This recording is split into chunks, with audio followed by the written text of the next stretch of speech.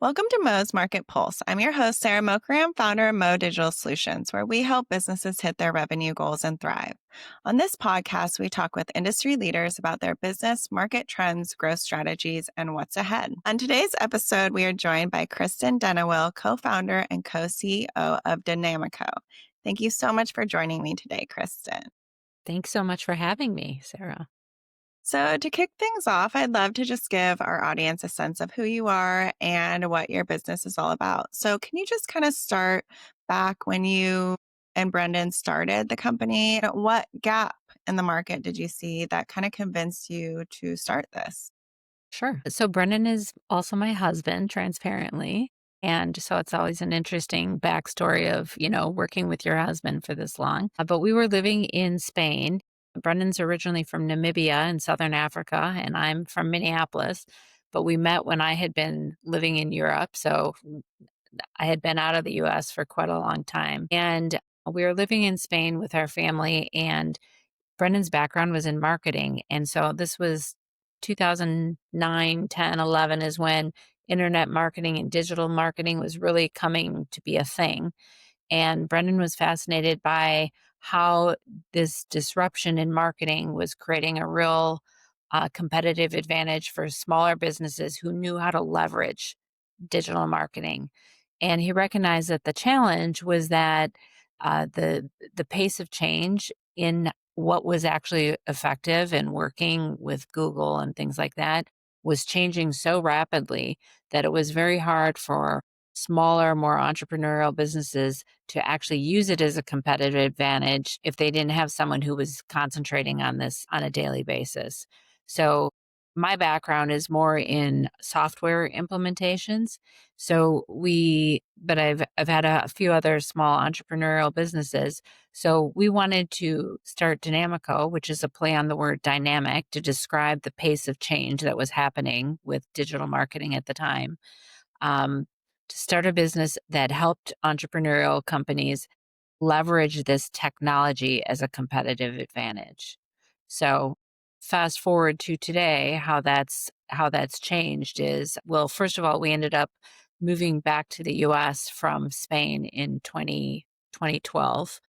And then we were watching other companies that were successful in growing their businesses. And there was a local company in Minneapolis called Magnet 360 that was a Salesforce partner. And a couple things that we tracked about Magnet 360 was that they were using EOS or traction as a methodology to run their business. And secondly, they had basically, we could say, hitched their wagon to Salesforce. And so as Salesforce grew, they grew with it. So we were really intentional about looking for our version of that. We implemented EOS. We were only 4 people at the time. And then in 2014, when HubSpot started when we had a conversation with HubSpot about their partner program, we decided to become a HubSpot partner. And so that gave us kind of a focus. And I mean, that's not much of a focus in today's world, but at the time, that was a differentiator in terms of providing marketing services. Got it. So, can you just explain a little bit further about what your services entail then? So, for individual or companies using HubSpot, how do you guys fit in there? Good question, because it's evolved. So at the time that I just spoke about, we were really doing marketing services like inbound marketing, as were all HubSpot partners at the time, because that's all HubSpot was marketing automation software. But as the product evolved and they added a CRM and a customer service hub, it's called Service Hub, CMS Hub, Commerce Hub, the product really evolved. And we recognized that probably there was going to be more opportunity for us and what we wanted to focus on and the types of clients that we wanted to work with if we were to transition more from marketing services to a real CRM implementations and integrations company. So that was kind of one thing that happened in probably 2019-ish. And then the other thing that was pivotal to where we are today is about 3 or 4 years ago, HubSpot introduced something called accreditations. So there's about 7,000 HubSpot solutions partners like us globally. But to make it easier for HubSpot customers to choose the right partner, HubSpot introduced something called accreditations. And the most rigorous of those accreditations is called the Advanced CRM Implementation Accreditation. And we were one of the, in order to get that, we had to have done a implementation with that had over 50 users on the software, which 3 or 4 years ago there weren't a ton of those types of implementations. Today there's many more, and we have clients today that have over 400 users on HubSpot because of how the Hub software has evolved and the functionality.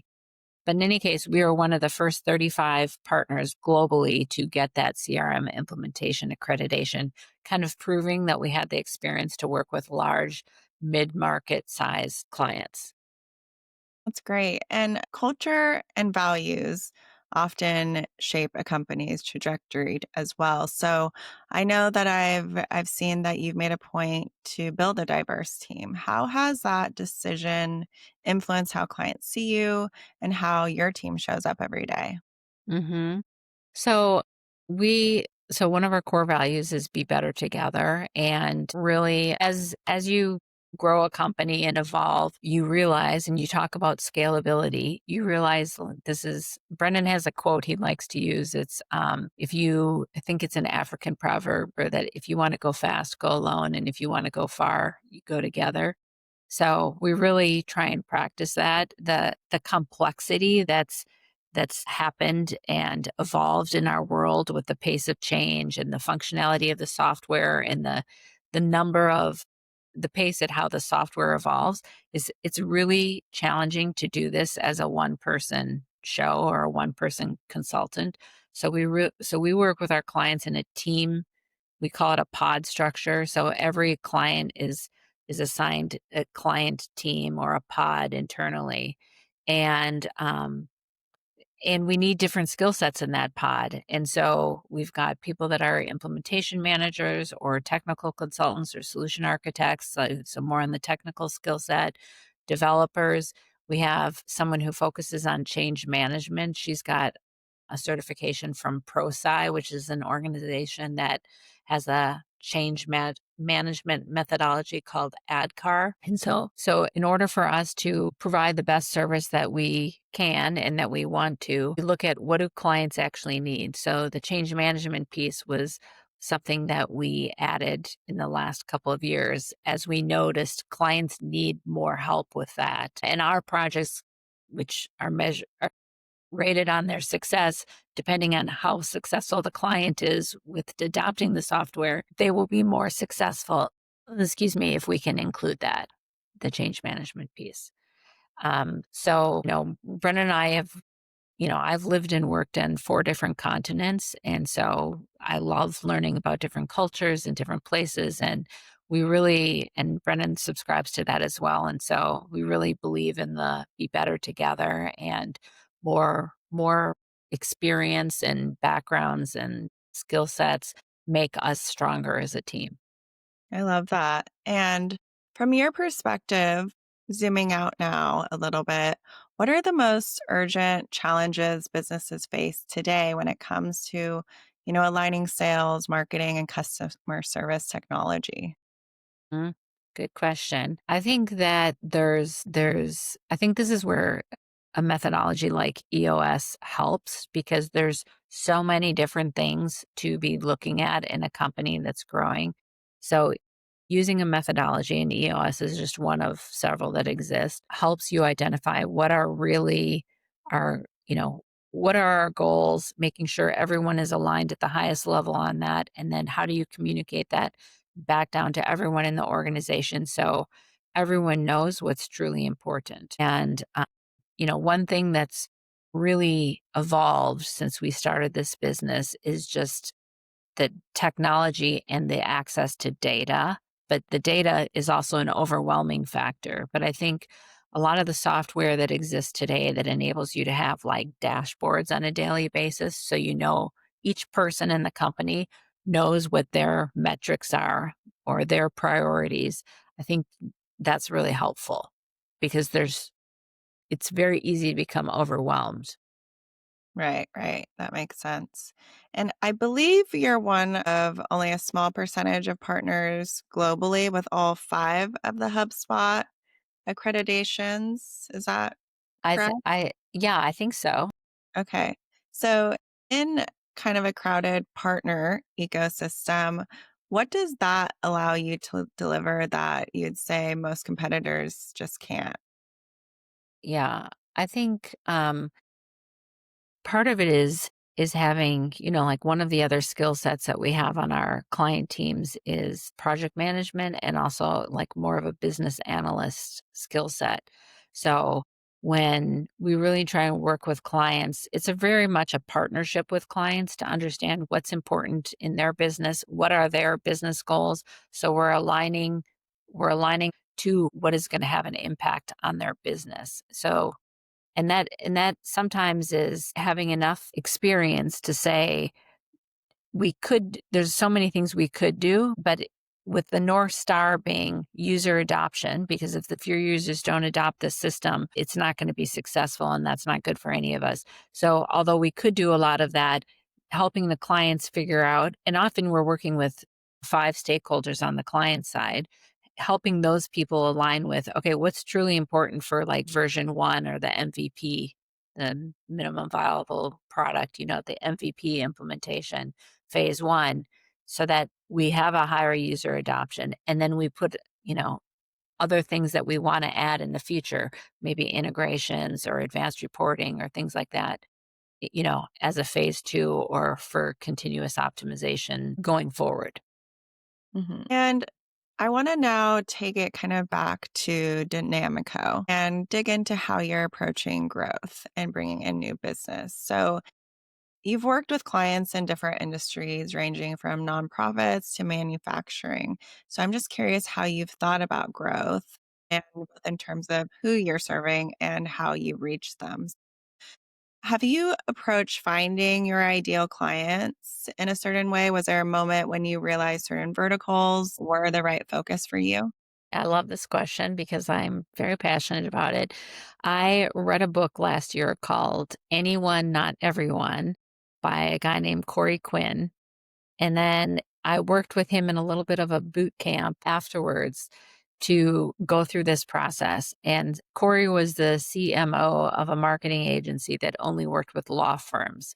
And he realized at this law firm, they were able to attract clients like no other company he had been with in a marketing capacity before. And he realized that was through the process of verticalization. And so he has a methodology that he talks through in the book about how to identify what that vertical, your best vertical might be. So we did this last year ourselves, went through this exercise, and we came down to, and it's the process is using things like, where have our best success been with clients? What kinds of clients do our team really love working with? And the benefits of picking one of these verticals is that we're not recreating the wheel every time we work with a new client. So not only is it easier to from a marketing and sales perspective because we're focusing on the same people everywhere we go. They're in the same places, the same organizations or associations, the same places online. But it also makes it easier for our team to be successful because often one vertical, the integrations are going to be similar. The sales process for those clients is going to be similar when we're implementing Sales Hub. So we already understand the language of that industry and things like that. So when we did this exercise ourselves last year, we landed on 3 different, which 3 is not as good as 1, but it's better than none. But the 3 where we landed, where we've done a lot of work and our team really enjoys working with these clients is manufacturing, franchises, and AEC, which is architecture, engineering, and construction companies. Okay. So prior to going through this process that you went through, were you kind of more spread out and whoever, needed the services, that's who you were Yeah, I with? yeah, pretty much. I mean, because when you start a business, you're trying to figure out who your message is going to resonate, and you don't have enough information to really know where you're going to be most successful. So I think it's hard in the beginning to really be specific unless you come out of a specific industry that you already know very well. But that wasn't the case for us. And so there were a lot of different industries we enjoyed working with, but you can't truly scale when you're doing new things all the time. And you can't provide the best service unless you charge enough money that you're staying in this kind of boutique consulting space. So we had a psychographic that we knew most of the clients that work with us are looking for growth in excess of 30%. That's why they're investing in a CRM and automation because they know they need that in order to enable the growth that they're looking for. So we had a psychographic, but we didn't really have any industry specific factors that we were looking for. So, one thing I've noticed just looking at your website and digital material is just your emphasis on case studies and Mhm. tangible ROI. And so, how do you use those stories as part of your growth strategy? So often, which is kind of this Corey Quinn story when he was working with this marketing agency focused on law firms, is when we are speaking with new clients, they often want to know, do you know us? Do you understand what our challenges are? And so one of the ways that we can do that is through case studies and having those documented. That's great. And finding and acquiring the right clients in these verticals still can be a tough ask, right? And a tough Mhm. process to growing a services firm. So, can you walk us through just the strategies that you guys have found most effective for attracting new clients? And where have you felt also the biggest challenges or frustrations when it comes to generating and converting those leads? So, in terms of where we get new clients from, I mean, a good one is always referrals from existing or previous clients. We also have a podcast, and so we have guests from those industries on our podcast often. We do a newsletter, which will also often talk about.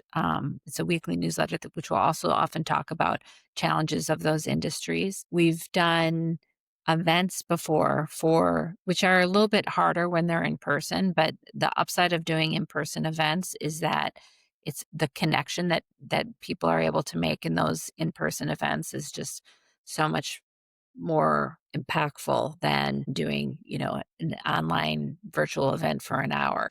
For example, last year we did a dinner and then an architectural tour in Minneapolis with a group of companies from the AEC industry. And it's just a way for people to connect in a way that we don't usually have time for. And we learned so much about the challenges those companies are facing. We used it as an opportunity to really just get feedback from them of what are the things that are keeping them up at night? What are the challenges in adopting new software or scaling and things like that? And then the last thing is I think the case studies also just help people to find us online when they're looking for a new CRM for their company if we have those industry specific case studies or case studies on specific integrations we've done, which is software that they use. Those case studies also help HubSpot people, salespeople to find us as a good match partner if they're working with a company that's looking to implement HubSpot and they need a partner. I love that idea of the dinner and the Mhm.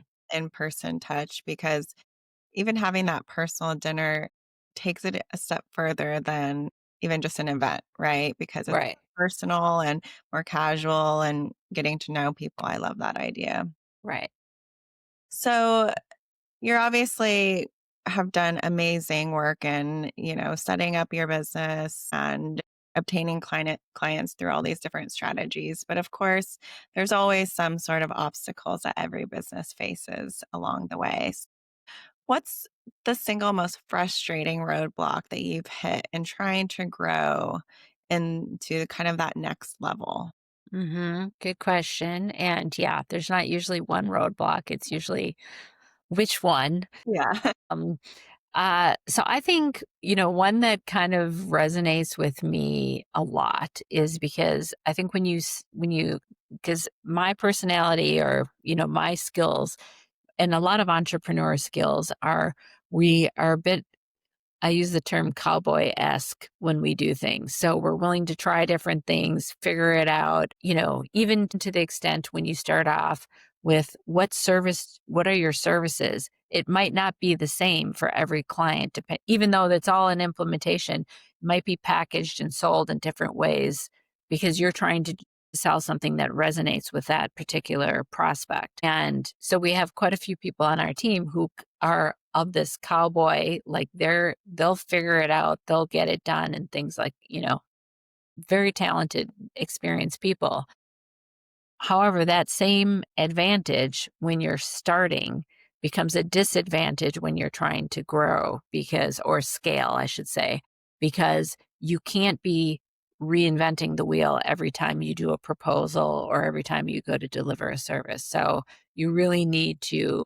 So I think it's given me a new appreciation for the word scaling and what that really means. And I think scaling gets used a lot, that term. But when I talk to our team about it, it's like what we're talking about when we say scaling means repeatability and predictability. So, what can we do to make this more repeatable, more predictable? So, that is going to result in a more consistent outcome for our client and a more consistent client experience, regardless of who they're working with here or what the project is. Right. It's creating that efficiency, and it definitely aligns then with what you guys went through with even choosing the verticals and kind of what you spoke about prior as well. Right. So sometimes it's not about technology, but It's change. never about technology. Um, so kind of my next question has to do with what are what's been the hardest lesson that you've learned about driving adoption inside client organizations, and how has that shaped your approach? I know with HubSpot, there are constant changes going on. So I know earlier you mentioned having almost this specific role for change Hmm. management. So I don't know if that's the solution that you've had, but I'd love to just hear, some of the lessons that you've learned about having to work with that. Hmm. Good question. So, yeah, so for us, it's very helpful to have an actual methodology that we use in terms of change management. And like I said, the one that we use is called ADCAR, it's by ProSci. And so there's certain steps that you go through in order to increase the likelihood that there will be strong user adoption for a new system. But I think, the other part of your question, besides that change management methodology, is to really make a new system successful. It is a bit of an art and a science. And, we we work with some clients that I would say are more mature on the CRM adoption bell curve, and they want to move fast and they're really embracing automation in lots of, I like to use the term tech team. They have their people team and they have their tech team. And so everything that they can pass to their tech team, they're trying to do that as fast as possible. But there's a real art and science, I think, of trying to move quickly and adopt the software, but doing it in a disciplined way so that there's some level of governance in the company of like who decides and how do we decide, make decisions about new tech.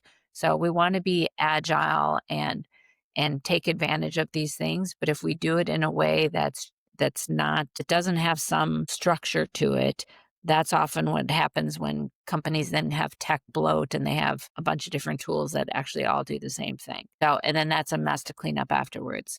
So, and same thing specifically for a CRM implementation. How do we have some level of discipline to decide upfront what does success look like for this project so that we're not over engineering what we need in phase one so that we get it done in a, on schedule, on budget. We get the level of whatever the success criteria are with user adoption and the ROI of the tool. I see why you say it's an art, because it Yeah. definitely sounds like it takes some finessing for sure. Yeah. So looking ahead now at the next 12 months, as I know usually the next 12 months are always critical in a service based business. So, if we sat down a year from now, what would you want to say you accomplished? What would make you look back and say, that this was a very successful year for you? Mhm. Good question. I would like to say that, we had more impact for our clients in the past year than ever before. Our partnerships are stronger, and our understanding of their businesses are enabling us to help them proactively make decisions around how they utilize technology and enable their people to have more impact on their day to day.